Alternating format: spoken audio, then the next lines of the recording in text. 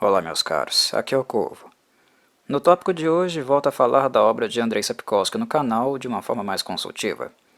Minha ideia é falar sobre algum aspecto da obra literária do polonês que vocês acreditam que poderia ter tido um pouco mais de desenvolvimento do que de fato teve. Neste vídeo, eu estarei apresentando a vocês o aspecto que me chamou mais atenção e que sempre, quando leio, inevitavelmente eu volto a pensar sobre ele. Concordâncias e discordâncias serão igualmente bem-vindas. Meu intuito é, na apresentação de um aspecto que acho subaproveitado na obra, que vocês digam nos comentários ou lá no Clube do Livro, no Discord, o que, na opinião de vocês, poderia ter tido mais desenvolvimento, que ficou capenga na visão de vocês. O objetivo é este: trocar uma ideia. Algo óbvio, porém importante de grifar, é que este vídeo conterá spoilers da obra. Aqueles que ainda não leram toda a saga de livros, eu recomendo que aguarde e consulte este vídeo no futuro, quando realmente tiverem terminado, porque aqui estarei abordando momentos importantes sobre dois personagens recorrentes nos livros, como a arte de capa já evidenciou: Cirila e Cahir. Informes dados, vamos então ao que interessa.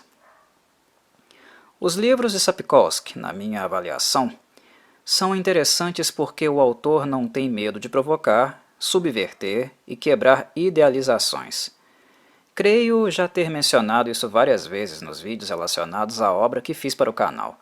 A moral contida nos contos sapkowskianos e posteriormente no romance, como um todo, não compartilha de uma ótica idealizada, do feliz para sempre. A abordagem de Sapkowski é realística, e a fantasia é utilizada para explicitar contradições e mazelas individuais e sociais da forma mais nua e crua possível. A obra serve como um espelho tanto para pessoas individuais, comunidades, sistemas políticos e religiosos, vertentes culturais.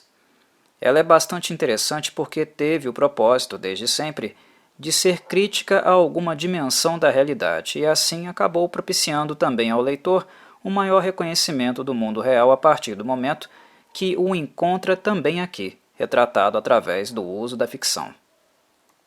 Dito isto, é sempre bom relembrar que nenhuma obra é perfeita, não existe tal coisa. Cada pessoa em particular possui alguns traços mais desenvolvidos, maior conhecimento de algumas áreas em detrimento de outras. Não dá para ser bom em tudo, ou conhecer tudo. Como obras literárias são recortes da vida humana, a vida humana, por sua vez, é complexa demais, está para além do que enxergamos. E sendo assim, quando nos sentamos para escrever, ao comunicarmos através de nossas histórias e personagens as vivências do nosso mundo, estaremos diante, certamente, das nossas próprias limitações. E qual é o motivo para eu estar dizendo isso? Para que desde já vocês entendam que a crítica de uma obra é algo natural. Nada é perfeito ou acrítico. Não se trata de um movimento de desmerecimento. Pelo contrário, é o movimento posterior à leitura, posterior ao ato de conhecer, realizado através da leitura, que nos coloca em uma posição proativa, construtiva, de criar um saber sobre o que lemos. Isso enriquece uma obra, a mantém viva e ainda possibilita ao escritor e outras pessoas que se inspiraram nele avaliarem e pensarem em seus futuros trabalhos.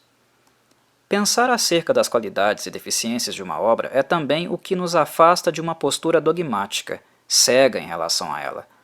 Apreciar uma obra e um autor não é se curvar diante dele, é se relacionar e dialogar com ele e com o mundo que criou, tendo como possibilidade refletir sobre essa experiência posteriormente. Aqueles que me acompanham sabem como eu sou sapkowskiano de uma forma purista quando o assunto é The Witcher. Isso significa que eu procuro ter atenção às mensagens explícitas e implícitas que o autor quer comunicar, às alegorias e metáforas que ele utiliza, seu estilo literário. E que, quando outro formato de mídia faz uma adaptação, é exatamente isso que eu procuro nela. Procuro a retratação adequada dos conceitos da obra. Elementos novos podem aparecer, momentos serem retratados de outra forma, mas o conceito, a mensagem original é essencial. É ela que faz The Witcher ser The Witcher, que seja sentida como tal. Sendo assim, eu sou bastante crítico dos games, o que não me impede de gostar deles. Quem me acompanha sabe que eu acho The Witcher 3 The Wild Hunt um dos melhores RPGs de todos os tempos. E sabe também que meu rigor e desgosto com a série da Netflix foi muito grande pela total falta de respeito e banalização dos conceitos literários. Dito isso, quando eu faço uma crítica em relação às adaptações de The Witcher, isso não quer dizer também que eu estou dobrando os meus joelhos para Andrei Sapkowski e que eu não enxergue nenhuma deficiência na obra dele, que não haja nenhum ponto frágil na obra, mais fraco em relação a outros que ele conseguiu deixar bem mais amarrados, melhor desenvolvidos. E este vídeo é uma chamada para pensarmos sobre isso e possivelmente conversarmos. Meu apreço pelo Sapkowski é maior apenas pelo fato de eu considerar sua obra no formato original mais rica e bem trabalhada do que todas as adaptações já feitas para The Witcher. Penso que é a obra deste universo que resistirá bem ao teste do tempo e que certamente se manterá relevante por décadas a fio: os livros. O polonês teve alguns pontos frouxos, os quais ele poderia ter dado mais atenção ou desenvolvido com um pouco mais de interesse. Isso é fato. E isso não é nada incomum em autores literários que se propõem a construir um mundo ou universo, como é o caso do Sapkowski. Eles tendem a se focar em aspectos que são mais próximos de sua própria realidade e interesse, não necessariamente dos interesses dos leitores. E este é um ponto que propicia, certamente, que sintamos que algo poderia ter tido mais atenção do que teve, e o autor, em contrapartida, não compartilhar deste sentimento que nós temos. A nossa realidade enquanto leitores é diferente da realidade de um escritor, enquanto alguém que escreve imagina e pensa uma obra. Sendo assim, como podemos então construir uma crítica relevante, se o que acabo de dizer caminha para uma ótica particular de cada pessoa? Como tirar isso do domínio de uma mera opinião e colocarmos o debate em uma dimensão mais sólida, mais técnica, e onde o debate possa ser realizado a partir de uma dimensão mais compartilhada, mais coletiva, ao invés de apenas orientada por sentimentos pessoais? Como tirar a questão do relativismo? Bem, certamente há mais de uma resposta para essa questão, mais de um caminho. Mas um que considero fundamental é através da organização da nossa discussão, centrando-a numa análise estrutural do texto, da trama que foi desenvolvida e como ela foi apresentada, observando seu começo, meio e fim, como sua continuidade se manifestou, as curvas de qualidade e oscilações. Uma narrativa nunca é constante, ela não é uma linha reta em um gráfico. Ela contém várias curvas ascendentes e descendentes. E é isso que podemos estar observando para fazer uma avaliação mais realista e menos passional. Adicionalmente a isso, tem algo que também podemos colocar na balança, que são os eventos-chave da história que foi contada. Não basta tampouco constatá-los. Eles servem para também pensarmos nos antecedentes que culminaram neles e também as posteriores consequências, aquilo que virá a seguir. Colocando tudo isso em questão, exponho a minha visão de que uma obra, então, pode ser avaliada de maneira mais coletiva através daquilo que é recorrente e que causou impactos na sua estrutura como um todo. É algo que podemos encontrar em personagens, em tramas e acontecimentos que nós percebemos que tiveram um papel central na obra, naquilo que faz com que recordemos dela, dos elementos que desempenharam um papel para caracterizá-la, adjetivá-la e torná-la reconhecível. Na minha análise, é a partir desta conduta que podemos analisar uma obra, observando pontos fortes e inconsistências sem cairmos no buraco do isso é só a minha opinião. Nosso objetivo é discutir a obra, falar sobre ela, e não necessariamente de nós mesmos, ora bolas. É claro que nossos sentimentos não se dissociam deste processo de avaliação, e eles nem devem ser reprimidos porque, como eu disse antes, eles enriquecem a análise. O que estou dizendo é que eles não podem ser o centro dela. Quem deve ser o centro é a obra propriamente dita. Quando olhamos para momentos e personagens centrais, eventos desencadeantes de alterações do fluxo da trama, não deixamos de depositar nossos sentimentos neste processo e poderemos perceber a riqueza de percepções diferentes sobre um mesmo tema. Mas o que de fato nos reúne e torna isso possível é o tema em si. Percebem? Sua estrutura, sua essência. Este tema é o que chamo de elemento-chave.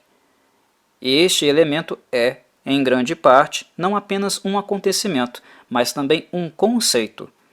Ele é algo mais denso que vai aparecer e ficar bastante tempo na obra, exercer papéis e maior influência nela.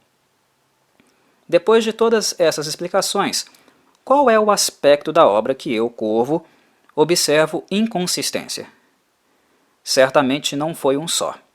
No entanto, há um que sempre gritou mais alto para mim, que me faz sempre pensar, poxa, Sapkowski, você poderia ter desenvolvido isso aqui um pouquinho mais. Ou, em comparação com outros elementos da história, aqui você foi bem desleixado. E ele é, na verdade, um subplot, uma história secundária na trama de The Witcher. É a relação entre Cirilla e Cahir. Mas, Corvo, se você diz que é subtrama, isso não contradiz aquilo que você disse há pouco sobre a importância de analisar aquilo que é central? Não, não contradiz. E explico a razão. Nós não podemos nos induzir ao erro de entender a subtrama apenas no sentido literal, gramatical da palavra. O prefixo sub nos transmite a ideia de ser algo abaixo, menor e menos importante. E em termos literários, a subtrama pode se comportar assim, ser realmente apenas algo secundário. Mas nem sempre ela é. E em The Witcher, a história entre Cahir e Ciri não foi, mesmo os dois ficando 90% do tempo distantes um do outro, algo menor do que a trama principal. Foi subtrama, mas ela não foi menos importante, pelo contrário. E neste sentido, uma subtrama pode ser como uma pequena pedrinha que vocês jogam no rio. Vocês a arremessam e depois ainda poderão ver o movimento das ondas que ela causou se expandindo na superfície. Captaram a mensagem da minha metáfora? E é o caso aqui, na história entre Cahir e Cirilla. Ela está longe de ser a trama mais recorrente e mais importante da saga de livros, mas ela é uma das pedrinhas que fez ondas em quase todos eles. Fez ondas quando Ciri e Cahir tiveram contato pessoal. Fez ondas quando estavam separados e dentro do universo do seu próprio cotidiano.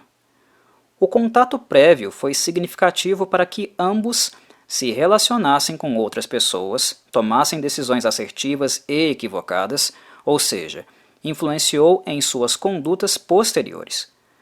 Como sabemos, depois dos acontecimentos de Taned, eles nunca mais poderiam ter um contato com a mesma intensidade. Mas, mesmo separados, o impacto dos acontecimentos tanto em Cintra como em Taned causou eco em suas mentes. Foi algo que transformou os personagens como pessoas, em virtude dos traumas, da culpa e até mesmo de idealizações. Tanto Ciri quanto Cahir idealizaram. Ciri, em virtude da inocência de criança, enxergou uma quimera.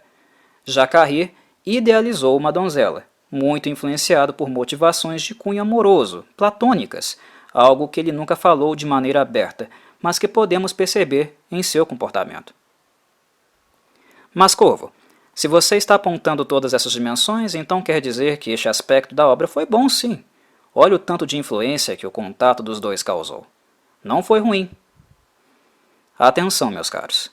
Eu não disse que se trata de algo ruim, mas algo inconsistente, que apresentou algumas fragilidades que, no meu entendimento, poderiam ter sido mais lapidadas por Andrei Sapkowski, e ele não fez, porque estava mais preocupado com outros elementos da sua narrativa. Ele abriu as portas para elementos da história de Cahir e Ciri, mas na minha avaliação, ele poderia ter desenvolvido um pouco mais essas questões, como também ter dado um desfecho um pouco melhor do que lhe deu.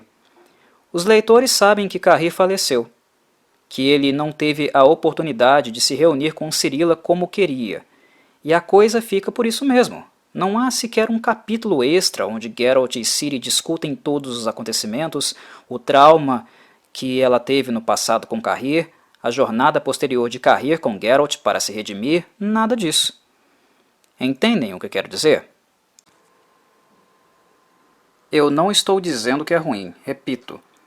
A subtrama relacionada aos dois foi boa o suficiente para gerar impactos na obra com coisas e relacionamentos que nem eram relativos aos dois, que apareceram como efeitos colaterais causados devido ao seu contato prévio. Mas no que compete a desenvolvimento e fechamento, sim. Eu avalio que é algo que poderia ter sido mais lapidado por Andrei Sapkowski e ele não deu muita importância. Já que mencionei as palavras desenvolvimento e fechamento, vou então pautar algumas considerações a partir delas. Primeiro, o desenvolvimento. Em Ciri, ele foi excelente, em minha opinião. O trauma dela foi tão profundo com o Cavaleiro Negro que Sapkowski explorou bastante isso, felizmente.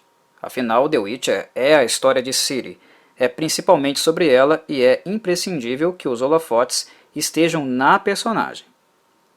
Aqui Sapkowski foi fundo, desenvolveu o trauma da menina, como os encontros traumáticos com Carrir destruíram a sua infância, como isso a aproximou mais da consciência do fardo que ela teria que carregar, o sangue antigo, Herishar, ecoou no sentimento de abandono que ela foi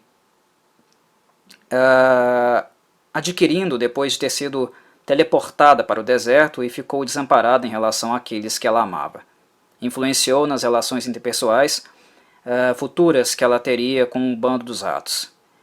Indubitavelmente, com Ciri o autor polonês não foi nada econômico. Mas podemos dizer o mesmo de Carrir? Quando a análise se volta para a figura do Nilfgaardiano, nós podemos dizer o mesmo? Penso que não. Não dá nem para começar a comparação, seria algo leviano a meu ver. Com a ótica de Carrir, temos algo mais raso e muito pouco explorado no aspecto psicológico. Depois da falha em Sintra, quando ele não conseguiu capturar a menina, a vida de Carrir ficou a um passo da guilhotina. Emir Varen Reis contribuiu para que a ficha dele caísse, de que ele não era nada além de um peão. Alguém descartável, substituível, um joguete. Percebeu o quão desumano e frio era o olhar do seu imperador. Ficou claro para Carrir que caso falhasse novamente, ele seria morto. Muitas coisas pesavam para o Nilfgaardiano antes mesmo disso. Carregar o nome da família, dar orgulho ao pai, ser alguém de destaque aos olhos do seu povo. Carrir se deu conta de como tudo isso não passava de hipocrisia e convenções sociais existentes apenas para fazer valer os caprichos de um tirano.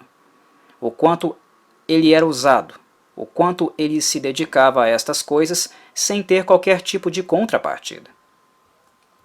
Na minha análise, Andrei Sapkowski não aprofunda muito estas questões. Ele trabalhou o personagem bem menos do que Ciri. O fato de a ficha cair para Carrir, quando eu penso sobre o assunto, e não porque necessariamente o Sapkowski explicitou isso, é o meu pensamento, o fato de eu pensar essas questões, é o evento que o leva a se colocar minimamente no mesmo lugar de Ciri. No fim do dia, tanto ele quanto Ciri estavam no mesmo barco, desumanizados, fetichizados, sendo tratados nada mais como um pedaço de carne para satisfazer os interesses pessoais de um imperador implacável. Ciri serve de espelho para Carrir enxergar a si mesmo também, no passo de que, ao fazer isso, ele se dá conta do quanto era tolo e como, até aquele momento, ele havia vivido uma vida inautêntica, cujas linhas e estrofes ele não havia escrito, sido minimamente autor. Isso contribuiu para que ele desenvolvesse a empatia por Ciri, então? Até mesmo gratidão e sentimento de dívida, para ter que se redimir dos seus pecados? Talvez. Mas, como venho dizendo, essas são as minhas análises. Andrei Sapkowski foi bastante preguiçoso e nem de longe se preocupou em desenvolver mais profundamente seus escritos nessa direção. Ele apenas escreveu Carrir como alguém que, de repente, passaria a viver em virtude do bem-estar de Ciri, custe o que custasse. A análise que eu faço consiste em um movimento meu de tentar ir mais fundo com os poucos elementos textuais que nos foram apresentados, tentando pensar um pouco além da caixinha, ao invés de apenas me conformar com o que existe de escrita. Mas verdade seja dita, embora os elementos apresentados tenham sido escassos, eles deixaram subsídios para que eu desenvolvesse uma linha de raciocínio. Creio que eles fornecem os indícios timidamente, mas fornecem. Ainda assim, se compararmos com a forma que Cirila foi trabalhada, os elementos de Carrir foram retratados sem muito interesse ou esmero. Acho que também é possível perceber isso. Há um último fator na dinâmica mental de Carrir que preciso abordar. Ele é, sem dúvida, o interesse amoroso que ele passou a ter por Ciri. Por alguma razão, que o autor nunca desenvolveu ou se aprofundou de fato, Carrir assumiu uma postura idealizada em relação à figura de Ciri. E o meu problema não é com o fato disso acontecer em si, mas a forma abrupta e estapafúrdia como acontece. Sim, aqui eu penso se tratar de algo estapafúrdio mesmo, uma crítica mais severa da minha parte, se comparado ao tom que eu estive adotando até agora. Carrir perseguiu a menina em momentos centrais da infância e princípio da adolescência dela. Tinha uma conduta implacável e disposta a tudo para sequestrá-la. Isto antes dele romper com Emir, é claro. Ele era pragmático com a sua missão e a desempenhou muito bem, inclusive. Se não fosse por Geralt, que é um dos espadachins mais habilidosos do mundo de The Witcher, ele teria atingido seu objetivo. E depois do último encontro com Ciri, depois de colocar os olhos na menina, ela lá com medo, chorando e sentindo um ódio absurdo por ele, a pessoa que ela mais desejava matar na face da terra por ter sido um dos maiores algozes de sua breve vida, um dos responsáveis pela morte de sua avó Calanfe e outros que ela conhecia. A ficha do Carrir caiu quando ele fracassa pela segunda vez. Mas a ponto dele ficar enamorado? Tudo o que eu mencionei até aqui do ponto de vista psicológico é algo coerente para que ele ficasse enamorado? Primeiramente, eu não estou dizendo que isso é impossível. O sentimento de culpa ou a sensação de gratidão devido ao fato de uma pessoa, mesmo por linhas tortas, ajudar indiretamente alguém a abrir os olhos, se dar conta da própria vida, pode sim dar origem a algum tipo de sentimento, mesmo que este seja, digamos, estranho, e não apontar para algo necessariamente saudável no futuro. Tampouco. Impossível não é. Mas aí é que está a inconsistência que quero apontar. Andrei Sapkowski desenvolveu isso de forma suficiente, de forma satisfatória? Na minha análise, não. Carrir sempre foi muito reservado, um personagem de pouco acesso. Sapkowski o explorou, do ponto de vista emocional, bem menos quando o comparamos com outros personagens da rança de Geralt. Ah, então este é o motivo, Corvo. O cara é fechado, não consegue expor com muita facilidade ou lidar com os seus sentimentos. Meus caros, ninguém na rança de Geralt, e eu digo ninguém, tinha facilidade com isso. Não é disso que eu estou falando. O ponto que toco é que há técnicas literárias que permitem que nós, leitores, tenhamos acesso ao mundo interno de uma personagem, acesso ao que ela sente, como lida e enxerga algumas questões. Em The Witcher, nós temos exemplos disso o tempo inteiro. Quer exemplo melhor que o próprio Geralt? Sendo assim, volto a observar na escrita de Sapkowski um acento menor, como se ele não estivesse dando tanto enfoque assim aos sentimentos de Carrir, ou desenvolvendo uma narrativa mais explicativa da sua postura idealizada e romântica com Ciri, na segunda metade da obra. E para mim, isso não é apenas sinal de inconsistência, é algo também estranho para a estética de The Witcher, como se algo estivesse destoando. E por que eu digo isso? Porque, na maior parte do tempo, The Witcher trabalha justamente numa via oposta, quebrando idealizações. É uma obra anti-amor platônico. Um exemplo disso são os inúmeros contos de fantasia que Andrei Sapkowski adaptou apenas com o intuito de desconstruí-los, criar uma releitura mais realista baseada neles. O olhar de Carrère para Ciri, o que ele espera, as expectativas futuras, é inegável que existe ali um elemento de idealização, e isso não deixa de chamar atenção, obviamente, é um contraste. Porque ao ler The Witcher, estamos acostumados a ver exatamente o contrário disso, a todo momento. Obviamente há exceções, quando Sapkowski apresenta personagens mais dogmáticos e caricaturais, por exemplo, como os fanáticos religiosos ou os cavaleiros que são acríticos ao juramento e ao moralismo que os inspira. Mas, de maneira nenhuma, nós podemos colocar Carrère no mesmo balaio de personagens como Ike de Denethor ou até mesmo Galahad de Kai Bennick, membro da Távola Redonda, que aparece no fim da obra.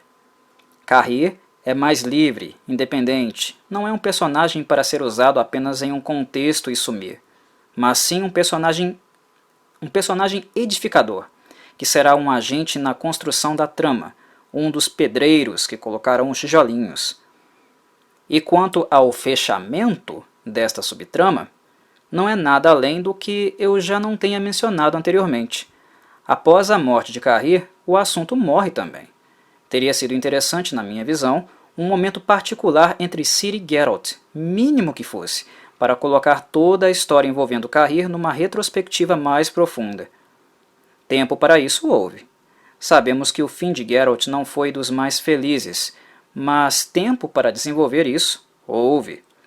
Particularmente, eu senti Andrei Sapkowski muito afoito para terminar a obra. Acredito que ele poderia ter escrito mais 2 ou 3 capítulos. Se o produto final ficasse mais extenso em comparação com os livros anteriores, e daí? O importante é a história, sempre o que ela, a história, pede, e não o número de páginas. Ciri colocar a sua história em retrospectiva e conversar com Geralt de forma mais aprofundada sobre Carrère foi algo que eu queria ter visto. Queria ver um depoimento minucioso de Geralt sobre a trajetória dele, conversando com Ciri como ele mesmo queria matá-lo e depois teve nele um amigo confiável nos piores momentos da sua trajetória. Para mim, esta foi uma oportunidade perdida.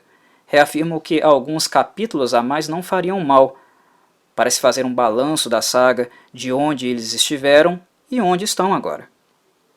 Vemos um movimento tímido de Ciri neste sentido, quando ela conversa com Galahad, mas nada muito profundo.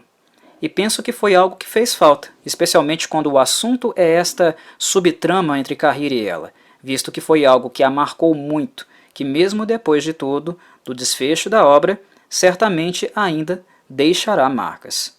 Algumas feridas deixam cicatrizes, que carregamos para o resto da vida. O que de fato aprendemos é como conviver com elas. Enfim, creio que já apresentei o aspecto que queria de uma forma elucidativa. E quanto a vocês, meus caros? Qual ponto da obra vocês acham que merecia algo a mais, maior desenvolvimento? Existe algo nela que vocês acham que Sapkowski foi desleixado ou preguiçoso? Escrevam aí nos comentários, ou lá no Clube do Livro, no Discord. O link para o grupo está na descrição do vídeo. No mais, um ótimo fim de semana para todos e aquele abraço do Corvo.